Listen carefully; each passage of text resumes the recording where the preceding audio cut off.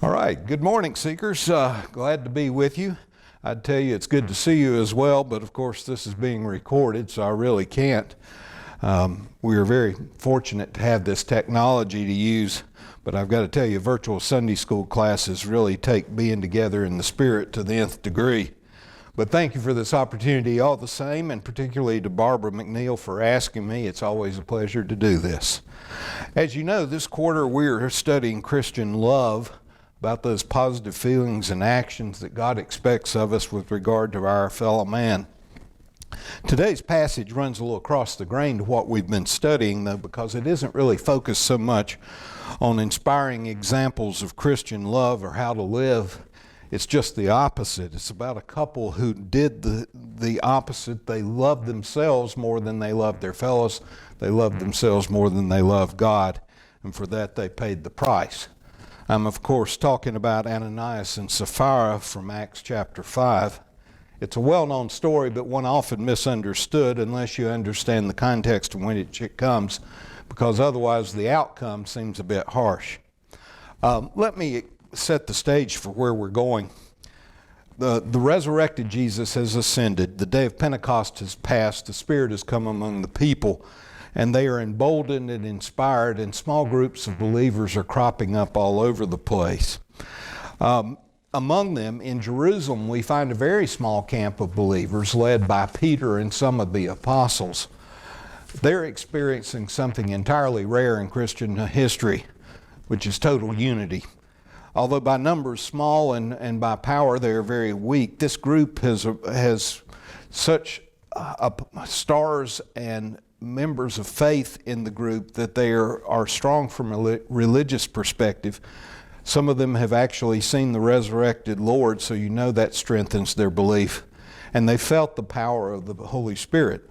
So they are very much committed. And while this wasn't normal within the people of the fledgling Christian church, in Jerusalem these folks have come together and banded together to become communists. Now, relax, I'm not talking about godless Soviet communism, the type that we fought for so many years. This is more of a godly way of living, an entirely voluntary sharing between the members of the faith based upon their love of God and their love for one another.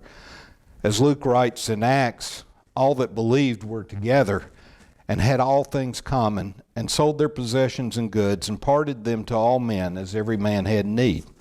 That kind of communism. It is really the fulfillment of what Jesus had been preaching during his ministry.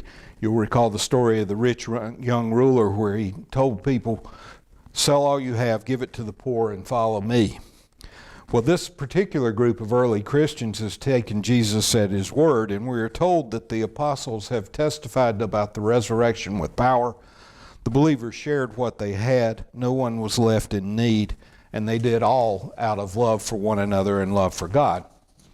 Among these saints was a fellow named Barnabas, that guy that you will soon know that gave Paul his first entree into the Christian community when Paul was then known as Saul and was anathema to believers.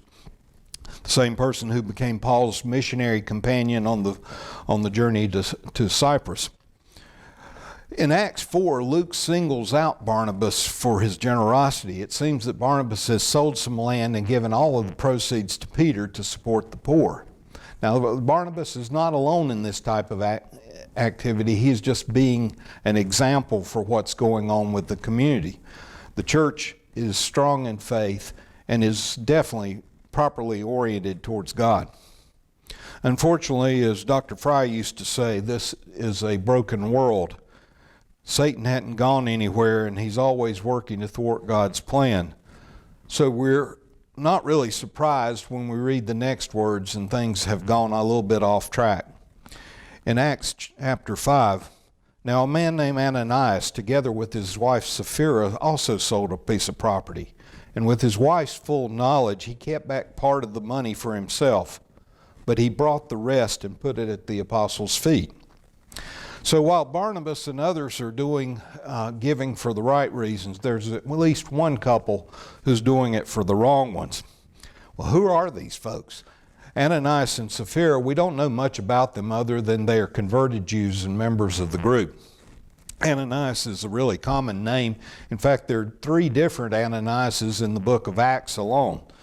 The first one is, of course, the believer who was sent by the Spirit to Saul after his event on the road to Damascus, so that Paul could regain his sight and thereby his faith. Ananias was also a Jewish priest who Paul would later call a whitewashed wall. He was very much hated by the Christian community and others. But this is the third of the Ananiases, a man whose name really means God has been gracious, presumably to himself. He's married to Sapphira. Her name means sapphire or beautiful. Effectively, we know they're earlier followers, but that's about all we really know. We assume that because they're in that group, they aren't all bad, but there are some things about them that aren't really desirable. You know the type. They were well heeled. They were kind of the beautiful people, a power couple, and like all of us, they were very much flawed. So while inspired by Barnabas' generosity, Ananias and Sapphira find themselves even more envious of all the popular acclaim he has garnered by giving this gift. They'd like a little bit of recognition themselves. In fact, they want to be seen as more generous than Barnabas. To give more, make a bigger splash. So they decide that they too will sell a parcel of land that they own and bring the proceeds to Peter. That's going to earn them, in their mind, some acclaim among their peers. But they also want some of that money. So what to do? Well, they decide that they will pretend that they are giving all of the proceeds to the church while keeping some back for themselves. And to that end, Ananias brings the proceeds to Peter. Peter, who immediately sees through their subterfuge and says the following. Then Peter said, Ananias, how is it that Satan has so filled your heart that you have lied to the Holy Spirit and have kept for yourself some of the money you received for the land? Didn't it belong to you before it was sold? And after it was sold, wasn't the money at your disposal? What made you think of doing such a thing? You have not lied just to human beings, but to God. We're not sure how Peter knew what was going on there, and any number of prospects there. Maybe someone ratted out Ananias and Sapphira. Maybe God made a revelation to Peter of what was going on. Maybe Peter, just because of his prior experiences, and as you know, Peter on occasion let Jesus down. Maybe he just understands that way of thinking, but it really doesn't matter. Peter knows, and he calls Ananias out.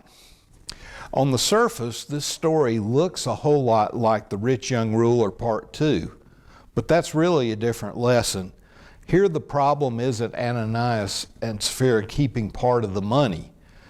It was not required of them to give all the money. Neither God nor the community at that time expected that. They were free to give as much or as little as they cared to. And it would have been fine to say, Peter, I'm going to sell my house, but I want to pay off a few credit cards, including that one to the First Bank of Rome, and I'm going to set a little aside as a nest egg and then give the rest to the church. That would have been perfectly fine. The trouble was that wouldn't have impressed anyone. Ananias and Sapphira wanted to be the big shot philanthropists in the group. So their problem and what they've done that is wrong is not keeping money back, but lying about how much they are giving and effectively why they are giving.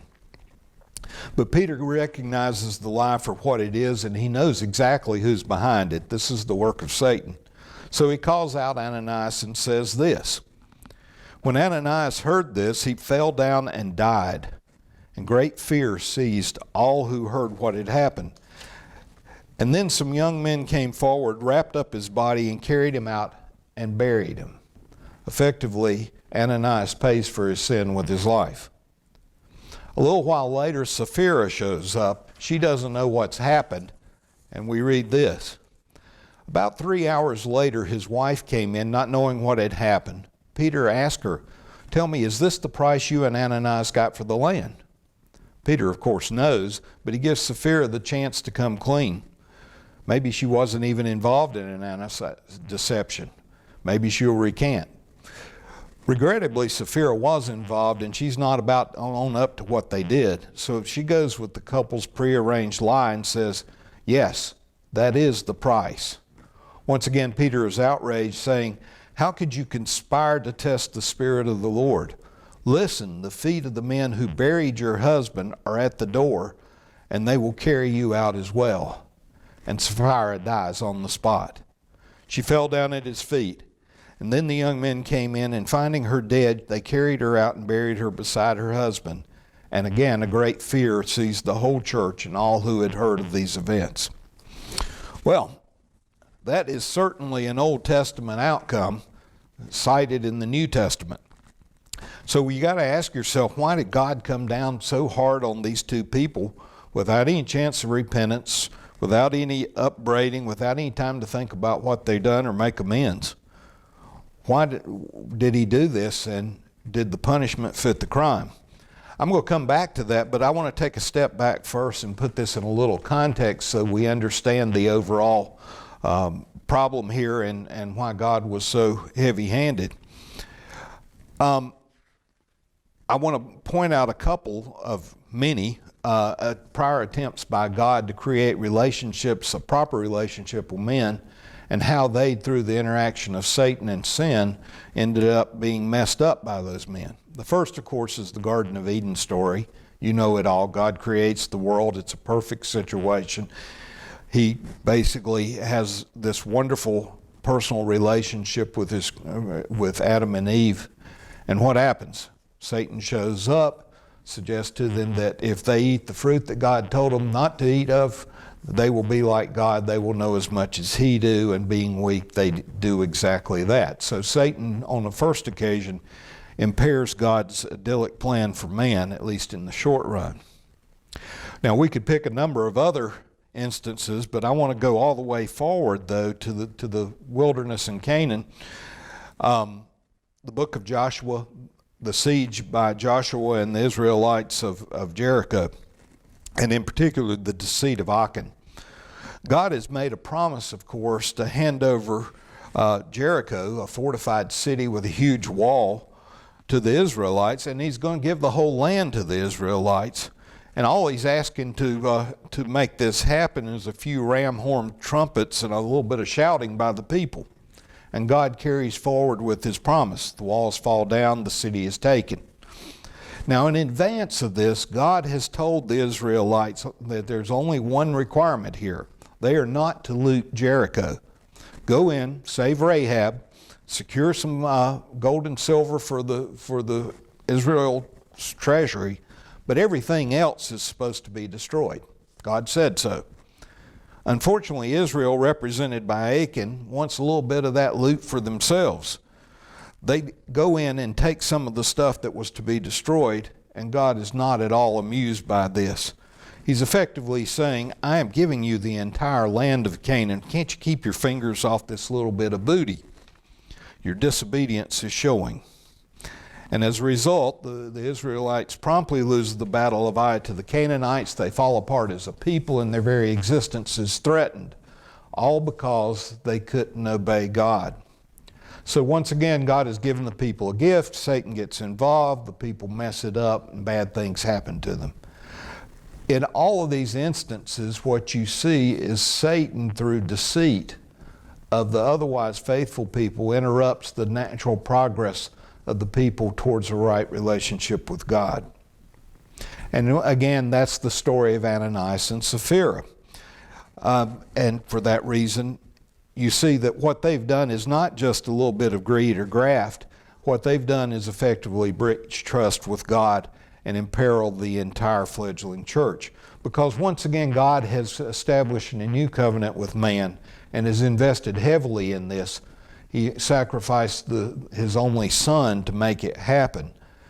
And the new believers have gotten the message, and they're off to a very good start. And with their sharing generosity and faithfulness, they're actually becoming the people God intended them to be. And at that point, Satan, through Ananias and Sapphira, starts messing things up. It's not an accident. Peter recognizes this when he says, Ananias, why has Satan filled your heart? He's effectively realizing that there is a cosmic war underway here. Satan has seen how powerfully the Spirit is moving the church and how quickly this movement is growing. He's trying to stop the train before it gets going. And again, he's doing it through these two people. Against that backdrop, the punishment that is meted out to Ananias and Sapphira is much more understandable. And it's understandable not just by us reading it today, but to the other believers in the community at the time. They were familiar with this sort of thing. A punishment of death at the hands of heaven was a recognized penalty both in the Old Testament and in Jewish law. So they get it. They realize God has looked into these two people's hearts, found them to be sinful, and meted out punishment. So look what the other believers do. When Ananias dies, he is unceremoniously hauled out and buried. No traditional mourning period, no service. No one even bothers to go find Sapphira and tell her that he's dead. They just drag him out and plant him in a potter's field. The same thing happens all over again with Sapphira. Obviously, the others want rid of these two people because they realize how sinful they are. A preacher named Matthew Boffrey has suggested that the assembly's fearful response to this is the most important of Luke's story. It's why Luke has put this story of betrayal right in the middle of an otherwise very pleasant, uplifting story about the origins of the church. Luke wants us to focus on one particular verse, great fear that came upon all that heard it. In short, what we've got is very serious stuff. Becoming a Christian is not like joining the Kiwanis Club or even Rotary. Does the Rotary still have that rule about if you miss a couple meetings, they throw you out? This is much more serious than any of that. Becoming a Christian is a life-changing decision with serious demands on you and serious consequences for those who break trust with God. Ananias and Sapphira appear not to have understood that, but everyone else in the Jerusalem church does. Okay, so what else does this mean for all of us today? I'd like to continue borrowing from Mr. Boffrey, who wrote a really great article called 5 Insights for Interpreting the Deaths of Ananias and Sapphira, and I found it very insightful and right on point. So I'm just going to paraphrase what he has concluded.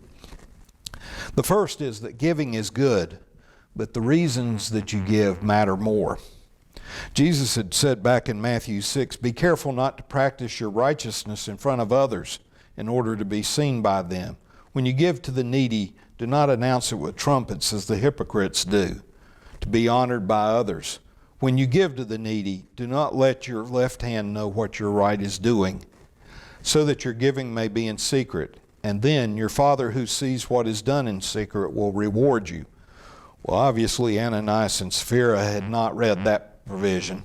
They wanted on one level to do the right thing, I think, to help others, but more importantly, they wanted others to admire them. They wanted to be a big deal. They were victims of their pride. They were also victims of their greed in the sense that they wanted to keep back part of the money. Now that wasn't sin, as I said.